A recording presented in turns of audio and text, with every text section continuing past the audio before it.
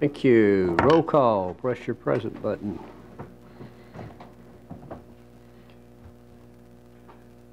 One, two, 5, 6, 7. Record it.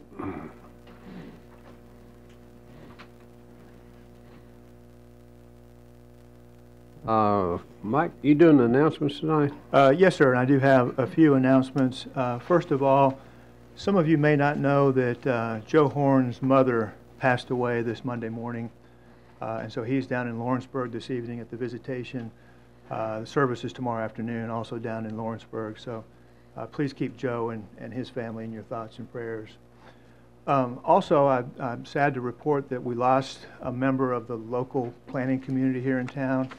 As the Assistant Director of the Planning and Sustainability Department for the City of Franklin, Jim Svoboda, passed away this week as well. And so his family and our colleagues with the City of Franklin are in our thoughts and prayers as well. And then the final announcement is that the comp plan update process is underway, and we're starting the citizen participation portion of that project. That will begin with some online opportunities with a survey and that sort of thing. That should kick off within the next couple of weeks, and we'll let you know when that's online. And that's all I've got. Thank you, sir. Consideration of the minutes of December 13, 2018. Any corrections or changes? Motion made and seconded. Prepare to vote. Vote now.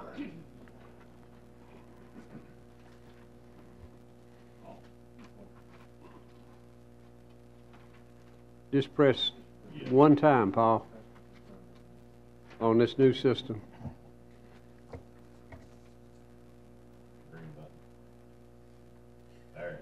Hey. You'll be all right, Bubby. Be all right. Consideration of the consent agenda. Anyone wishing to pull an item for separate discussion, please say so now, or otherwise we will take it as a whole. Anyone? Staff?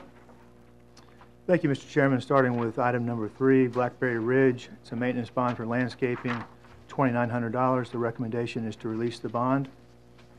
Item 4, Chardonnay Section 3, maintenance bond for roads, drainage, and erosion control, $130,000. Recommendation defer until the February 2019 meeting. Item 5, Chardonnay Section 4, maintenance bond for roads, drainage, and erosion control, $100,000. Recommendation defer until the February 2019 meeting. Item 6, Chardonnay Section 5, maintenance bond for roads, drainage, and erosion control, $100,000. Recommendation defer until the February 2019 meeting. Item 7, Chardonnay Section 6, maintenance bond for roads, drainage, and erosion control, $165,000. Recommendation defer until the February 2019 meeting. Item 7, Clovercroft Preserve Section 1, maintenance bond for the wastewater collection system, $45,000. Recommendation extend until May 2020 or 16 months. Item 9, Dunblane, maintenance bond for roads, drainage, and erosion control, $175,000. Recommendation defer until the February 2019 meeting.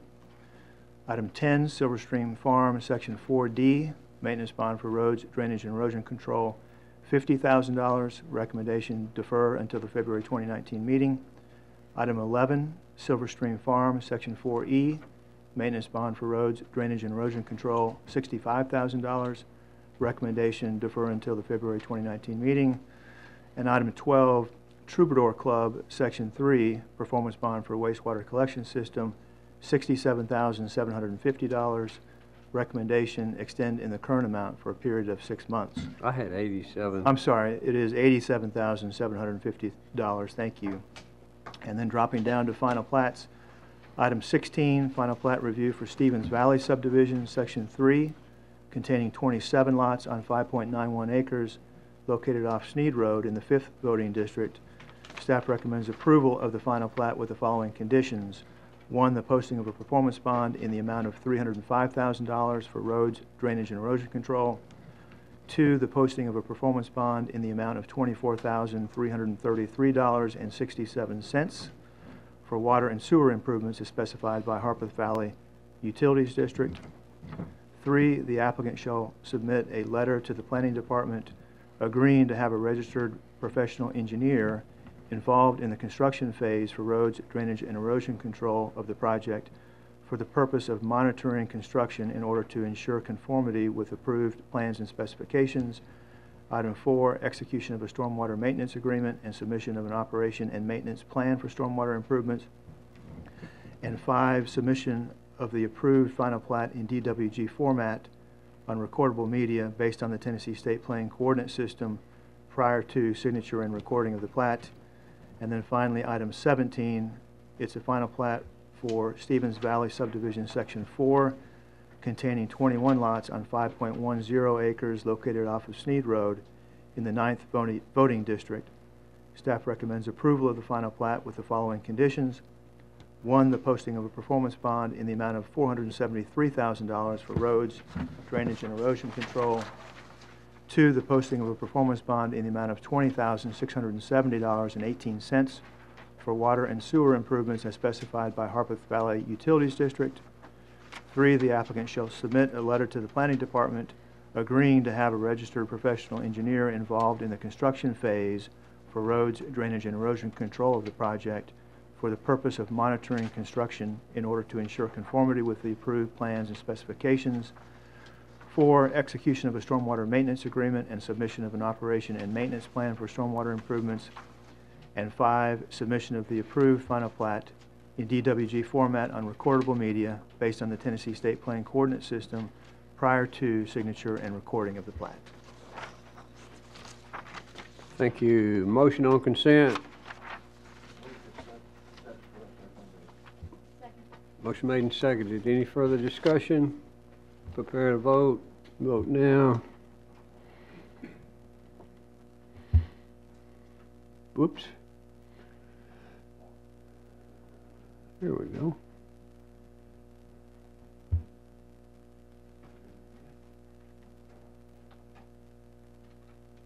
Record it. Motion carries. Thank you. Under old business, preliminary plat review for Terra Vista subdivision, phase 1, containing 29 lots on 39.97 acres located off Long Lane in the 12th voting district. Staff? Thank you, Mr. Chairman. A concept plan for this development was approved at the May 2018 meeting. The applicant is now requesting preliminary plat approval for the first phase of the development, which consists of 29 lots, approximately 11.5 acres of open space, and the wastewater treatment and disposal areas, which were approved under a separate site plan at the October 2017 and May 2018 meetings. The applicant has requested action on this item be deferred until the February 2019 meeting. Staff concurs with this request. Thank you, Aaron. Is the applicant here, the representative for, could you join us at the podium for a second, sir? My question is, why do you continue to defer? Well, there's a couple of comments that the engineer, the county engineer has given us that being the retaining wall, that we're waiting on the sub-consultant to get us the information that Floyd has asked for. And that's basically it. Where are we on that, Floyd?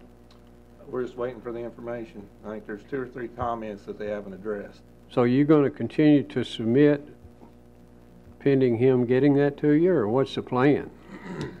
No, sir. We had it submitted, and he was supposed to get it to us over the holidays. He had a heart attack. Oh. And so we've had to defer. So, but no, I believe me, I want to get it completed. Well, I understand, but be advised, we don't do this forever and ever I and ever. understand. There's a point in time which it will just be turned down as opposed to agreeing to your motion to defer. So you need to keep that in mind while Yes, you're sir. going about it. We are waiting on the sub-consultant, and hopefully we'll get it. Thank you. Thank you. We have a motion on defer.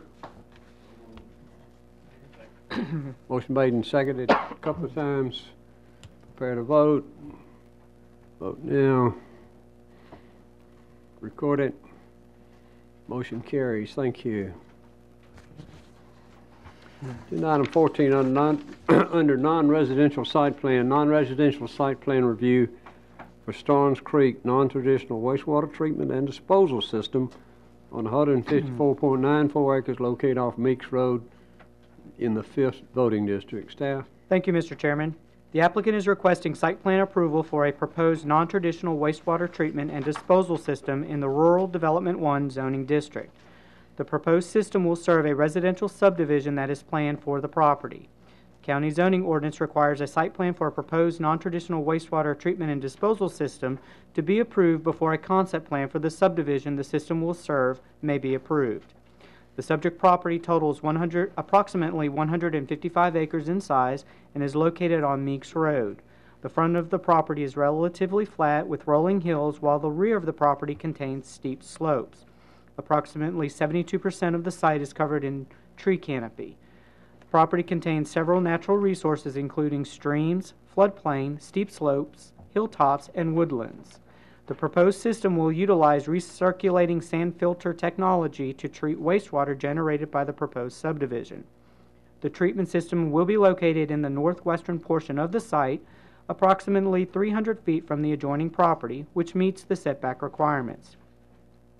The disposal system will be located in the northern portion of the site and also meets the setback requirements. In total, these wastewater components will comprise approximately 10 acres of the subject property. A certificate of convenience and necessity has been issued by the Tennessee Public Utility Commission. A design development report and detailed soils investigation report were prepared by the applicant and submitted to the county. The county's wastewater consultant has reviewed these reports and is recommending approval of the proposed site plan. A conceptual layout for the proposed subdivision, which depicts 72 lots, has been included as sheet C 4.0 of the site plan packet. This conceptual layout is provided for illustrative purposes only and has not been reviewed for compliance with applicable regulations. It is staff's opinion that the combination of distance, topography, and existing vegetation will serve to adequately screen the treatment system from adjacent properties. A landscaping plan has been submitted and approved. The site plan is in order and staff recommends approval with the condition that prior to final plat submittal for the first section of the proposed subdivision, a zoning certificate must be obtained for the completed treatment and disposal system. Prior to issuance of the zoning certificate, the applicant shall provide the following.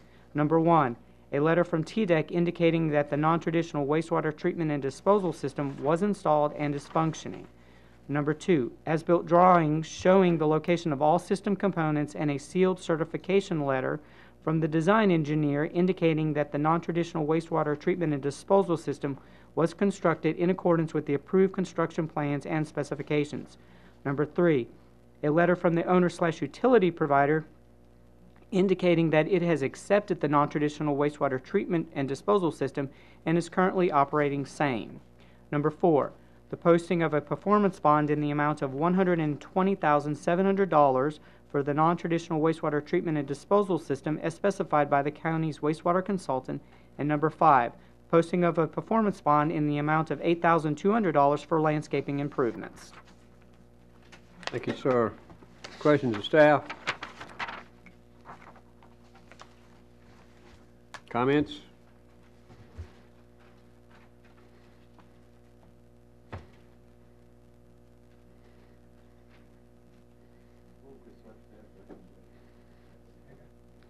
Motion made and seconded. Any further discussion? Prepare to vote. Vote now. Record it. Motion carries. Thank you. Agenda item 15 is under preliminary plats, preliminary plat review for Pine Creek subdivision phase 1 containing 49 lots on 70.87 acres located off Cox Road in the 5th voting district. Staff? Thank you, Mr. Chairman. A concept plan for this development was approved at the September 2018 meeting.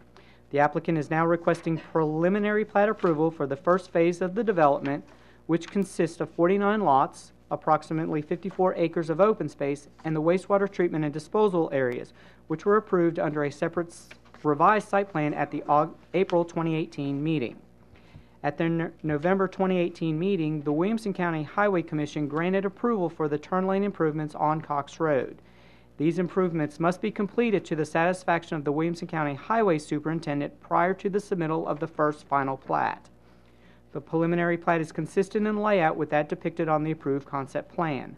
Staff recommends approval of the preliminary plat with the following conditions, which shall be addressed in conjunction with final plat consideration.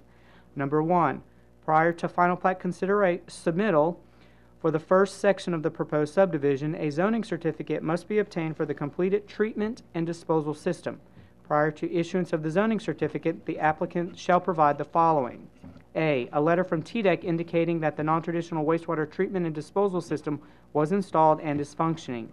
B, as-built drawings showing the location of all system components and a sealed certification letter from the design engineer indicating that said system was constructed in accordance with the approved construction plans and specifications. C, a letter from the owner/utility provider indicating that it has accepted said system and is currently operating same. D, posting of a performance bond in the amount of $186,900 for said system as specified by the county's wastewater consultant. And E, the posting of a performance bond in the amount of $70,150 for landscaping improvements. Number 2, prior to submittal of a final plat, turn lane improvements, which includes both the right and left turn lanes at the site's entrance on Cox Road, must be completed to the satisfaction of the Williamson County Highway Superintendent. 3, the applicant shall submit HOA documents for review and approval by the County Attorney's Office. The HOA documents must be submitted with the final plat, and the approved HOA documents must be recorded concurrently with the recording of the final plat. 4, establishment of a performance bond for roads, drainage, and erosion control. 5, establishment of a performance bond for water improvements of favor of Millcrofton Utility District. 6, establishment of a performance bond for the wastewater collection system. 7, submission of landscaping plans and establishment of a performance bond for landscaping. 8, execution of a stormwater maintenance agreement and submission of an operation and maintenance plan for stormwater improvements. And 9, submission of the approved final plat in DWG format on recordable media based on the Tennessee State Plan Coordinate System prior to signature and recording of the plat. Thank you, sir. Any questions of staff? Comments? Beth?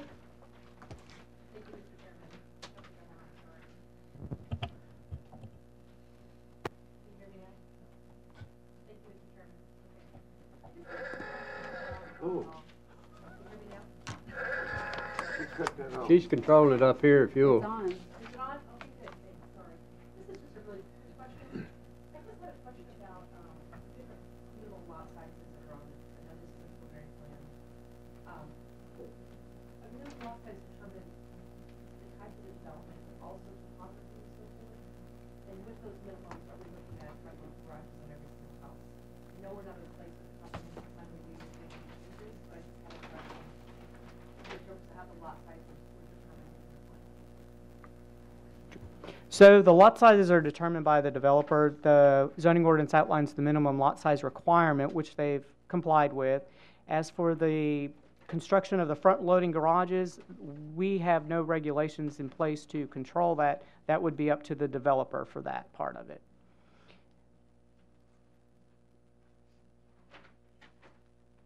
Anything else? You'd like to introduce an ordinance to eliminate front-loading garages, or? I would like to tell you, I might want to record, I'm totally going to approve this based on our current regulations. But if you do look at construction over the years, if you have all front load garages, they deteriorate over time. You have break-up architectural facades, the side loading and the rear loading. They maintain the property value in the long term. That's just my opinion as an elected official. I'm on this body as a planning commissioner, and I completely approve this plan based on our current ordinance. Thank you. You bet. Thank you. Any other comments? I can answer your question a little bit based on the lot size in front. Here's the go front loading, unless some of the lots tend to be a little bit bigger, but typically you have to have about 90 to 95 feet to have side garages, so they'll probably be all front loading, and I agree totally with what you're saying. Well, I would say, from experience, we have an Ellisville that we made a minimum lot size of 11,000 square feet, and price of 14,000. That's not necessarily the right thing. But 11,000, you can have side loads. You know, this is fine. It's just a design variation. Look at some really old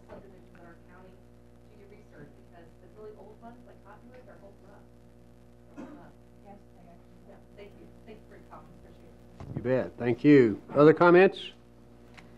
Questions? Motion? Motion made and seconded. Any further discussion? Prepare to vote. Vote now. Record it. Motion carries. Thank you. Agenda items 16 and 17 were on consent, so we are done. Is there a motion to adjourn? We are adjourned. Thank you.